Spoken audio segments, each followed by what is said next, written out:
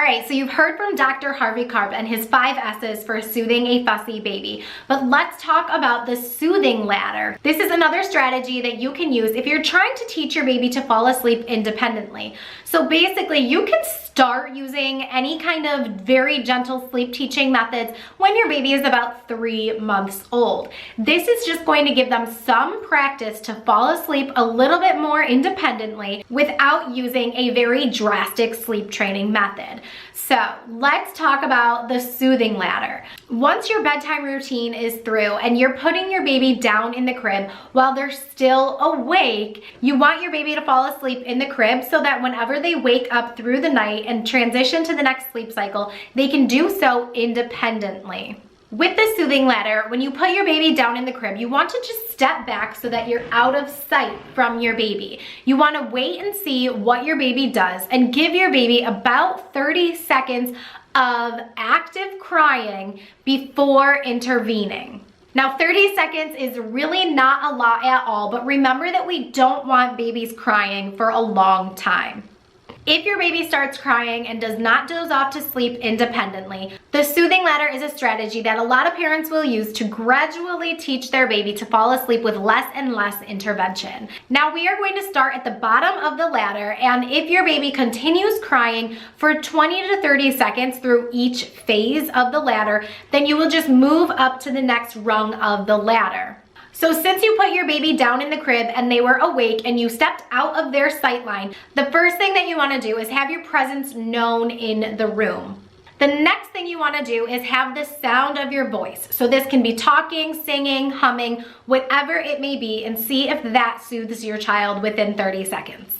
If that doesn't work, then just jump right up to the next level and you can replace a pacifier, give your baby a lovey if they're old enough to have one, and see if that helps soothe your baby. If not, then I want you to simply put your hand on your baby's stomach. Just having some physical touch might be enough for your baby to fall asleep. If that doesn't work, after about 30 seconds, you can start rocking your baby side to side and see if that little bit of movement will help your baby drift back off to sleep. Now, if that doesn't work, then you can definitely pick up your baby and help your baby fall back to sleep.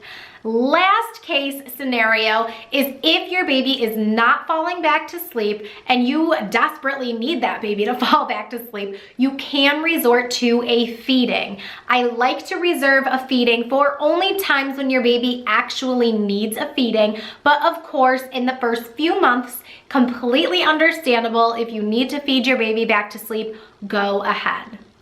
So that basically explains the soothing ladder and how you can soothe your baby back to sleep during the night without just jumping straight into putting your baby to sleep.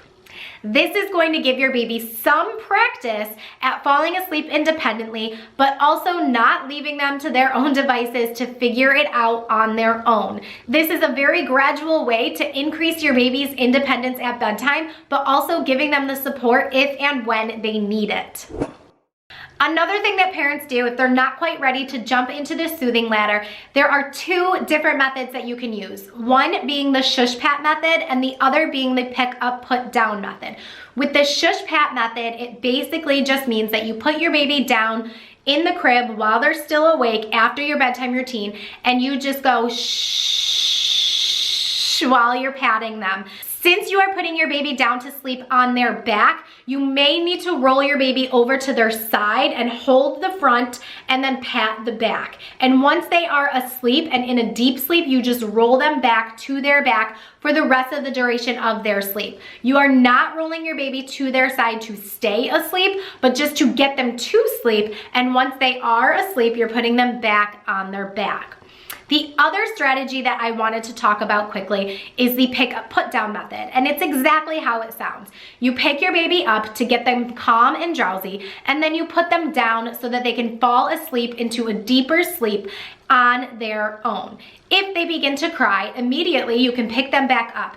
If your baby is a little bit older, so we're talking 3 months or above, then you can give them up to 3 minutes of fussing independently before picking them up again to calm them down. Now I say 3 minutes as a maximum. You can do anything as low as 30 seconds. So you put the baby down, let them work it out on their own for 30 seconds. If they begin to cry, pick them up, pat their back, rock them side to side, whatever you need to do to get them calm and drowsy. Put them back, let them try and fall asleep on their own. I've seen a lot of success with this method, and especially I hate that parents have to go back to work so early, and I could go off on a tangent on this. A lot of times parents need to go back to work when their baby is only 3 to 4 months old or sooner. So getting more sleep at night is very important. You can start using these methods at 3 months old if you absolutely have to. Next, we're going to talk about extending your baby's sleep at night by using dream feeds. So let's go talk about the pros and cons of that. See you in the next video.